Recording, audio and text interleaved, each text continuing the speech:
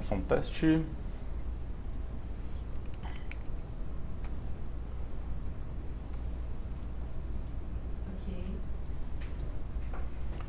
Bom dia a todos, aqui é o professor Almir Fernandes, esse é o Mapa do Direito. Hoje nós temos o grande prazer de receber aqui para uma entrevista o Dr. Alexandre Oguzzuco. O Dr. Alexandre é o autor do projeto que gerou polêmica aí nos últimos dias, o projeto sobre uma terceira fase da OAB. Tá todo mundo ouvindo bem aí? Tudo certo?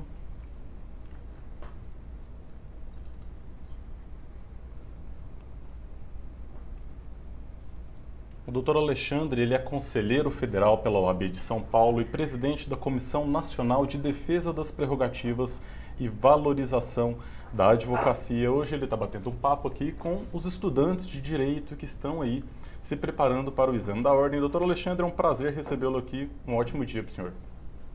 Bom dia, Almir. Prazer e a satisfação de falar com vocês e com todos que nos assistem é minha. Muito obrigado pelo convite e à disposição de todos. Doutor Alexandre, o senhor poderia fazer para a gente um panorama geral sobre a defesa das prerrogativas dos advogados hoje no Brasil?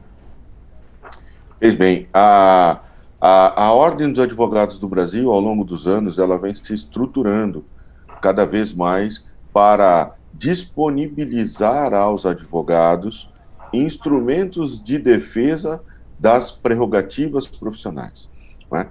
Então, hoje, em cada subseção do Brasil, e eu não sei esse número, mas só aqui em São Paulo, onde eu estou inscrito, nós temos 249 subseções.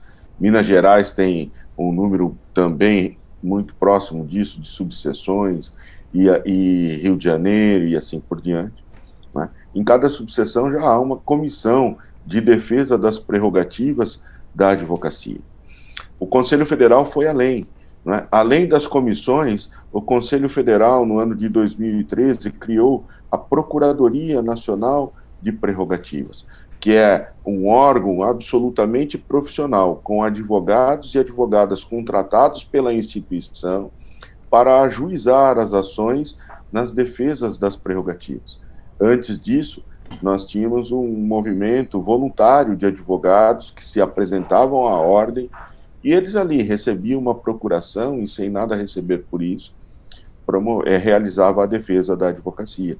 E hoje não, com a criação da Procuradoria, nós temos órgãos especializados e profissionalizados nesse sentido.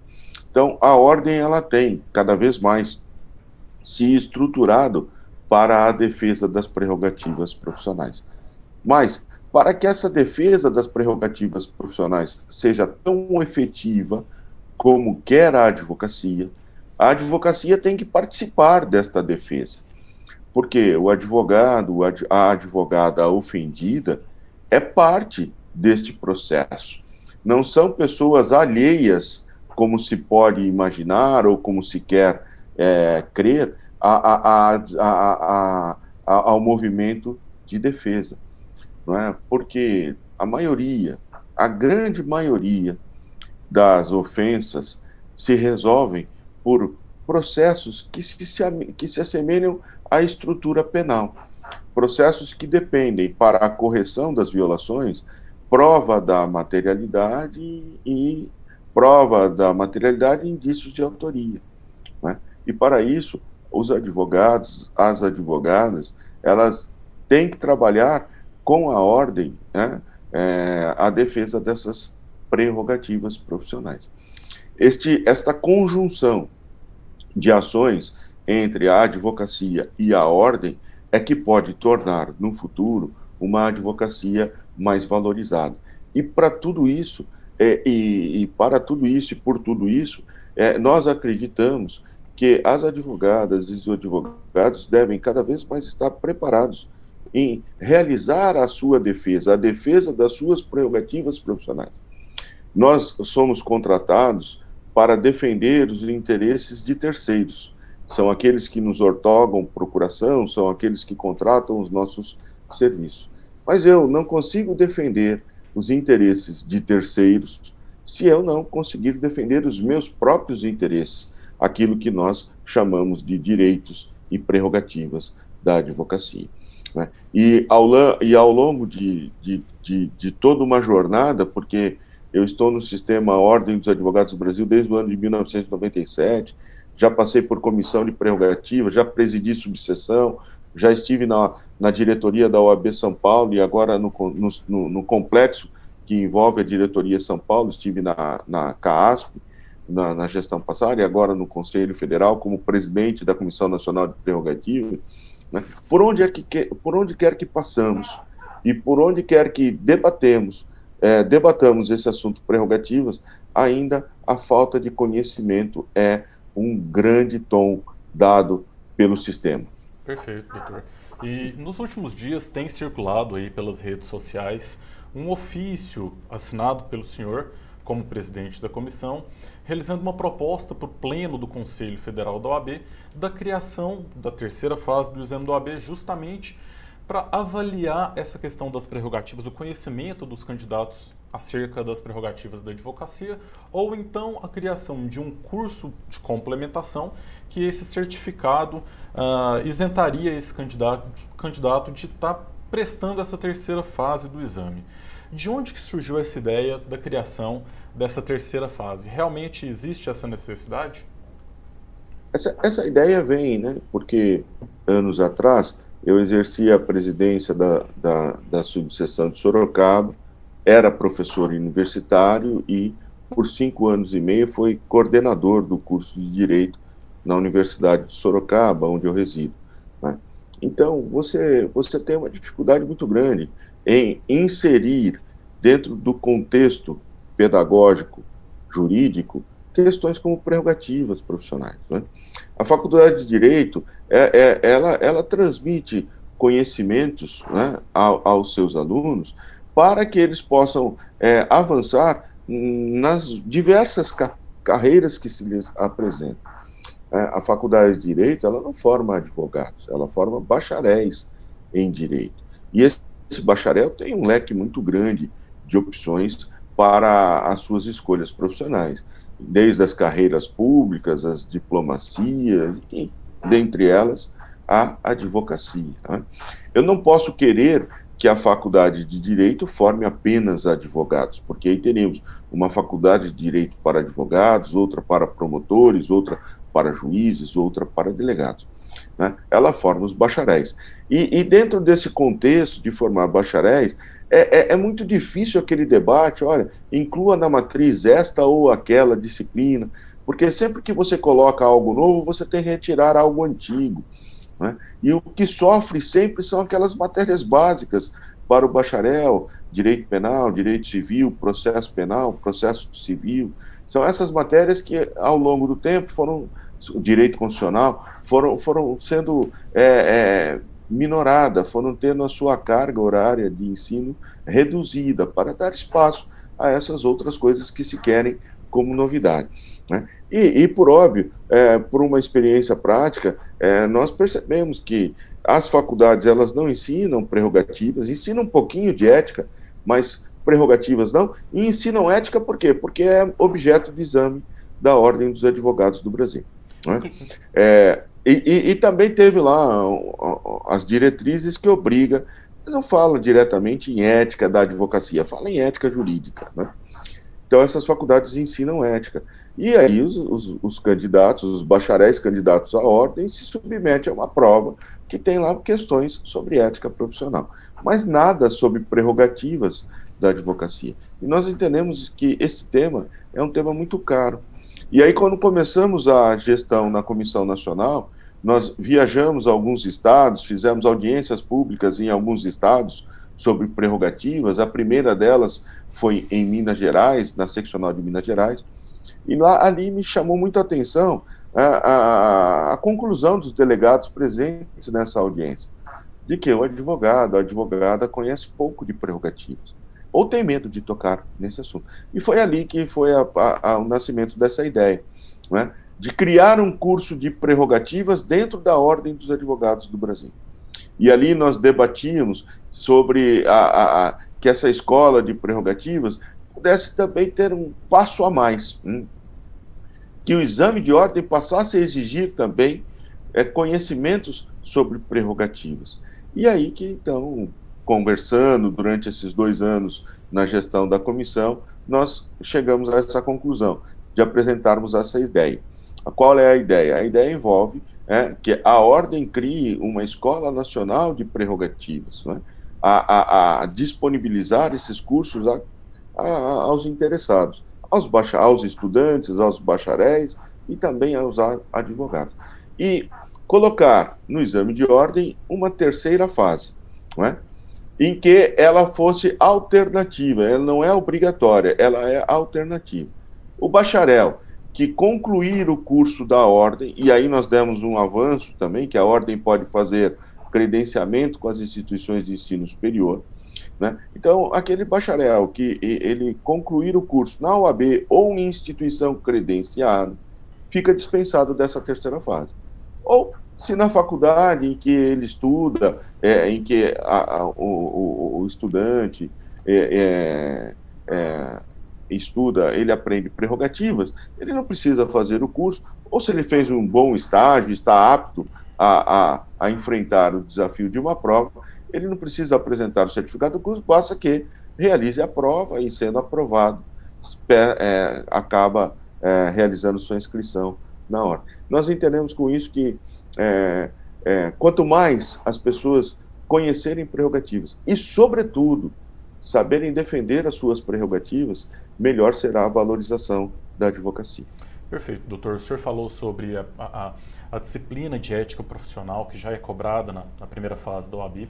Inclusive, depois da unificação do exame, que o exame passou a ser unificado nacionalmente, o artigo mais cobrado nessa disciplina é justamente o artigo 7º, que trata das prerrogativas do advogado. Um artigo que já foi cobrado mais de 65 vezes. Em relação à alteração do currículo do curso de Direito, o Conselho Nacional de Educação, no ano passado, realizou algumas alterações, incluindo a obrigatoriedade de algumas novas disciplinas, como Direito Previdenciário, Direito Eleitoral, e a gente imagina que no ano que vem, em 2021, a OAB deva adequar o exame de ordem a essa nova diretriz, incluindo essas novas disciplinas. O senhor acha que, caso essa proposta de terceira fase venha a ser aprovada pelo plano, já seria objeto nas próximas edições do ano de 2021? Eu acredito que ainda não, né? Eu acho que, se o Conselho aprovar, será no final de 2021 e ainda com um certo tempo de adaptação e etc. O importante para nós era que a Escola Nacional, que a ESA Nacional implantasse a Escola de Prerrogativas. Mas com um viés, você disse, Almir, não é? Do artigo 7º, não é? O artigo 7º traça o elenco das prerrogativas, né? Isto é relativamente fácil de você assimilar, de qualquer pessoa assimilar. Nós precisamos complementar a este elenco os instrumentos de defesa. E eu acho que aí é que está a falha, aí é que está o desconhecimento, né? Se nós fizéssemos um curso apenas sobre o artigo 7º, esse curso seria, senão, ali um aglomerado de palestras rápidas, não mais do que isso, né? O grande problema está na defesa. Quais são os instrumentos de defesa a esses direitos violados, né? Então, hoje, com a internet, fica bastante fácil detectar algumas coisas. Por exemplo, diante de uma possível ofensa de prerrogativas, a primeira defesa do advogado, da advogada, consigne em ata, senhor juiz, senhor promotor, senhor delegado, e etc. Mas para que consignar em ata, né? O que ele fará com o tal fato consignado ou não em ata, né? Hoje não precisa mais nem consignar em ata, porque o vídeo fala por si, a gravação do ato fala por si, não é? O que fazer? Como ir à corregedoria? Qual instrumento utilizar adequado? Qual instrumento processual adequado para ir à corregedoria? Cabe correção parcial? Cabe uma correção específica no ato do magistrado? Porque se aquela ofensa não é única e exclusivamente direcionada a um profissional, mas a uma série deles, a um número maior deles, aí a correção seria parcial, seria uma correção da própria unidade jurisdicional onde essas ofensas estão sendo praticadas, mas se é apenas um caso isolado, é uma correção específica. Quando é que eu tenho que ir à corregedoria do Estado ou do tribunal, ou quando é que eu posso ir direto para o CNJ? Mandado de segurança, habeas corpus, mandado de segurança coletivo, enfim, né? É preciso dominar essas técnicas, né? Porque as ofensas nós sabemos, né? É, está ali, o artigo 7º, ele é pequeno, né? É fácil até de decorar, né? Agora, o que falta mesmo é habilidades nos instrumentos de defesa e, sobretudo, coragem para fazê-lo, né? Para que, para que alguém possa defender as suas prerrogativas, é preciso ter coragem. Mas não é aquela coragem de valentia, não. Não é? É a coragem consciente de que defender prerrogativas não tem como consequência, como muitos pensam, infelizmente, a retaliação de quem está sob correição, de quem está sob a análise de ofender ou não uma prerrogativa. É muito triste quando eu caminho por aí, né, e escuto de advogados: olha, Guzuco, mas se eu denunciar, o juiz aí eu não advogo mais na minha cidade, porque o juiz ele julgará as minhas ações todas improcedentes ou contrárias aos meus interesses e etc. E não são poucos, viu, Almir? Não são poucos os casos, né? E por isso, muitas vezes, as denúncias elas chegam na ordem de maneira anônima, hein? Ou com este viés do anonimato. Olha, eu vou te dizer aqui, presidente, mas o senhor não coloque o meu nome, né? Só para te dar um exemplo, uma certa vez, um advogado, presidente da subseção, ele me ligou e disse: meu processo está parado há mais de 2 anos. Não é um caso próprio de prerrogativas, né? Mas é algo que é do interesse da ordem, uma justiça mais rápida, célere e tal. Ele disse: me dê o número do processo. Eu entrei na ouvidoria e fiz ali uma reclamação, dizendo: olha, o processo número tal, na comarca de Sorocaba, está há mais de 2 anos parado, aguardando um despacho, e um despacho de urgência, inclusive, que era pedido de liminar. Né? Então a corregedoria interveio e o processo retomou seu curso, teve a sua movimentação. Quando não, a minha surpresa foi quando o advogado me ligou e disse: você fez uma reclamação na corregedoria? Eu fiz. E você colocou o número do processo? Coloquei. E você colocou o meu nome? Coloquei. Né? E agora você me prejudicou, presidente, né? Porque o juiz pode me retaliar. Então, esta mentalidade que nós precisamos extirpar da advocacia, né? Porque, senão, a ordem, ela apenas exerce o papel de enxugar gelo, porque as ofensas, elas se avolumam, nós corrigimos uma aqui, outra ali, mas sempre sem este ato de coragem, né? Não de valentia, né? Da advocacia, nós enxugamos apenas gelo. Inclusive essas ofensas a gente sabe que realmente ocorrem.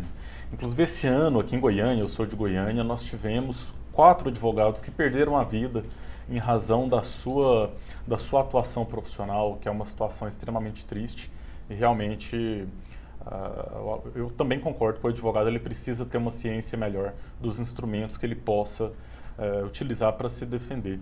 Mas, doutor Alexandre, eu fiz uma outra live há alguns dias falando justamente sobre essa proposta e eu tive a oportunidade de conversar com dezenas de alunos que são estudantes, estão se preparando aí para o exame da OAB. Inclusive, a gente tem percebido aí nos últimos anos um movimento que visa acabar com o exame de ordem, um movimento meramente político, mas é um movimento que estava crescendo nos últimos anos, agora ele vem diminuindo um pouco. E algo que sempre é mencionado é a questão da baixíssima taxa de aprovação. Hoje nós temos uma taxa de aprovação no exame da ordem que fica entre 15% e 25%. E uma inclusão de uma terceira fase certamente poderia diminuir ainda mais essa taxa. E essa é uma grande preocupação que os estudantes têm. Então, justamente foi essa a grande dúvida, a maior pergunta dos estudantes, né? É realmente necessário deixar o exame de ordem ainda mais difícil? e reduzir ainda mais, e ainda olhando por outro lado, seria esse o momento de realizar uma alteração, esse momento que nós estamos aí muito divididos politicamente e que talvez uma alteração dessas possa ainda inflamar mais os ânimos dessas pessoas e associações que são contrárias ao exame da ordem? O que o senhor acha disso? Bom, essa é uma decisão de um país que nós queremos, né? Certo? Sobre exame de ordem, se nós pegarmos os países civilizados no mundo, os países desenvolvidos, todos eles têm uma ordem dos advogados, tal como a nossa, e todos eles têm exame de proficiência muito mais difícil do que o nosso. Então, se nós compararmos o exame... Hoje está na moda, né? De tudo se exaltar os Estados Unidos da América. Então, se nós compararmos o exame de ordem brasileiro com o exame de ordem americano, nós ficamos aqui questões muito rasas, né? Aliás, não tem nem comparação o exame de ordem dos Estados Unidos da América com o nosso aqui no Brasil. O grande problema que o Brasil, uma hora ele terá que enfrentar, né? Porque isto é uma questão de mercado, inclusive, né? Nós temos um grande número de faculdades de direito no Brasil, né? E este grande número de faculdades de direito, uma boa parte dessas faculdades não ensinam ciências jurídicas como deve ser ensinado, né? E a culpa recai sempre no exame da OAB, né? Eu acho que as faculdades de direito não devem se preocupar com o exame de ordem como vem se preocupando, até porque eu acho que o exame de ordem não é critério a dizer se uma faculdade tem qualidade ou não tem qualidade, né? Eu acho que o exame de ordem é um exame de proficiência para que o bacharel em direito diga à sociedade que está apto a exercer a profissão chamada advocacia. Assim como existe o exame da magistratura, assim como existe o exame do Ministério Público, assim como existe o exame do delegado de polícia, assim como existe o exame do advogado público, enfim, né? O exame de ordem é, tal como os outros, o exame de proficiência, né? Os que litigam contra o exame de ordem estão a litigar contra as suas próprias faculdades, né? Contra as suas próprias deficiências, e etc., né? Enfim, nós não podemos ter medo dessa pressão, né? Cabe ao Congresso Nacional dizer que país que ele quer, né? Que advocacia que ele quer, que direito de defesa que ele quer, né? A Operação Lava Jato mostrou muito bem ao Brasil a importância de se termos advogados e advogadas preparados, né? Perfeito, Inclusive perfeito. para os próprios políticos, né? Com certeza. E é natural que, à medida que o Brasil optou por criar em cada esquina desse país uma faculdade de direito, este debate contra o exame de ordem acontecesse mais cedo ou mais tarde, né? Eu, pessoalmente, eu acredito que o Brasil precisa inverter esta curva e começar a fechar aquelas faculdades que não têm condições de ensinar direito e formar bacharéis. Perfeito, doutor. Este é o debate que deveríamos trilhar. Contra esses que gritam nas ruas contra o exame de ordem, né? É legítimo que o façam, né? Só não acho racional. Só não acho nada racional fazê-lo. E a nossa proposta, como disse, ela não traz uma prova, uma terceira fase obrigatória, né? Ela não quer excluir. Na verdade, ela quer incluir. Porque ao longo dos 5 anos da faculdade, o estudante teria ali condições de realizar, de se matricular, cursar e obter o certificado de prerrogativas, em um curso de prerrogativa. E aí apresenta esse certificado ao exame. Eu tenho uma proposta, Almir, que seria... Eu tenho até uma certa convicção, né? De que, tal como ocorre em alguns outros países estrangeiros, né, a ordem poderia alternativamente ao exame de ordem, criar um mestrado em advocacia. O bacharel conclui os anos na faculdade de Direito e se inscreve nesse curso de mestrado profissionalizante em advocacia, né? E se aprovado, né, no período mínimo de 2 anos, ele sai com a sua inscrição e habilitação para advogar. E aqueles que não quiserem cursar esse mestrado em advocacia, né? Mestrado, um mestrado profissionalizante em advocacia, então ele realiza o exame normal, né? O exame que aí sim, aí eu traria algumas inovações nesse exame, né? A torná-lo um pouco mais complexo, como é em alguns países europeus, aliás, como é na maioria dos países europeus e como é nos Estados Unidos e também no Canadá, né? Para que nada fosse obrigatório, ou seja, a ordem quer saber dos alunos se ele conhece alguma coisinha do direito e se ele está ali habilitado a exercer a advocacia. É apenas isso, né? E o exame de ordem não prova se uma pessoa é boa, profissional, profissional. O exame de ordem não prova se uma faculdade é boa, se um curso de direito é bom ou ruim. É um curso de proficiência em advocacia, nada mais do que isso. Perfeito. O senhor falou sobre esse curso que seria uma alternativa à realização da terceira fase. Inclusive, muita gente me mandou perguntas sobre isso. Caso a ordem venha a fornecer esse curso diretamente, talvez é um curso que possa até ser fornecido de forma gratuita. Agora, se o curso for ministrado por instituições parceiras, certamente será um curso pago e a gente não tem noção dos valores que podem ser cobrados. Inclusive, em relação à própria terceira fase da OAB, a banca examinadora, que atualmente é a FGV, certamente iria cobrar um valor maior da OAB para aplicação do exame. Chegou a ser realizado algum tipo de estudo em relação a qual o valor da taxa de inscrição, que hoje é de R$ 260, qual o valor que isso seria caso fosse inserido uma terceira fase? Não, nós não temos o impacto disso, Almir. Só adianto que nós vivemos num país capitalista, né? E com pessoas que querem um país cada vez mais capitalista, né? Certo? Então, dentro do capitalismo, nada é de graça. Aliás, nem do comunismo, né? Nada é de graça. Tudo é custeado por impostos e etc, né? Então, dentro do Estado liberal, há sempre essa correlação de custo-benefício, de atividade prestada e contrapartida econômica, enfim. São as mazelas do capitalismo, né?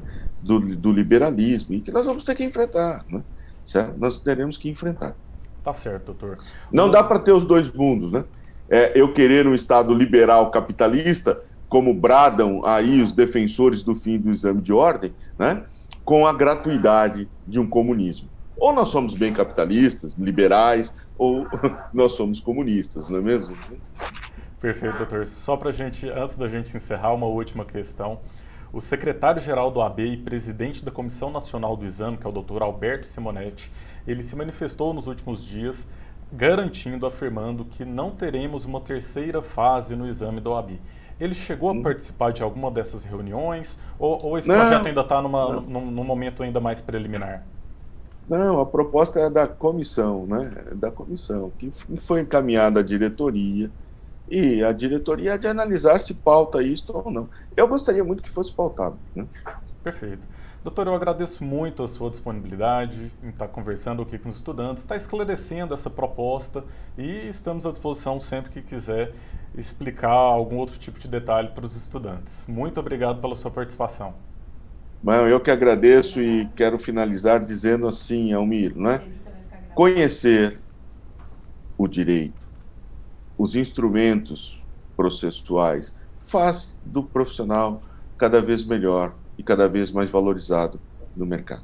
Estudar é sempre bom, não é? Aprender é sempre bom. E os que se destacam são esses que conhecem e aprendem e desenvolvem o que aprenderam.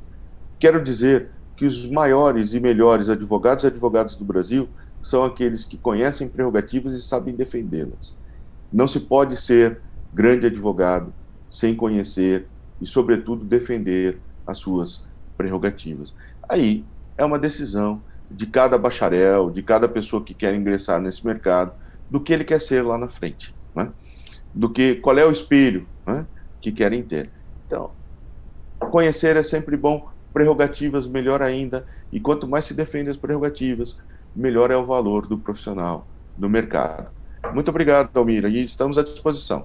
Obrigado, um grande abraço. Outro, até logo. Nós falamos hoje aqui então com o Dr. Alexandre Ogussuco sobre o projeto da terceira fase da OAB e essa live ela vai ficar gravada e quem tiver dúvidas pode comentar aí. Se for o caso, a gente marca uma nova entrevista com o Dr. Alexandre. Até logo. Até.